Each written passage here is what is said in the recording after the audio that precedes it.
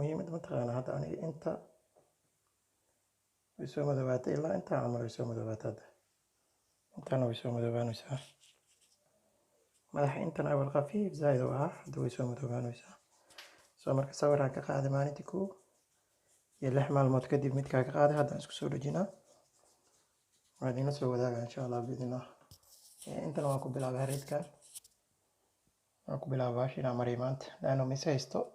inta waa ka maqan yahay bal insha allah isagana waan arkaynaa iska bedelo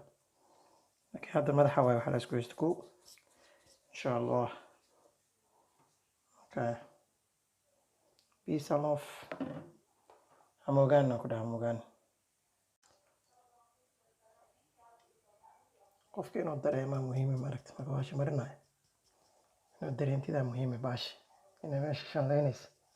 shalada inaad dareemaysid dhexmaritaankeeda muhiim waa addicted waxaas cadda dadka arkayso qolof waay marka dambeysa qolofaa ka kacay meeshaas caday ahayd aniga cad cade haddana waa soo madoobaata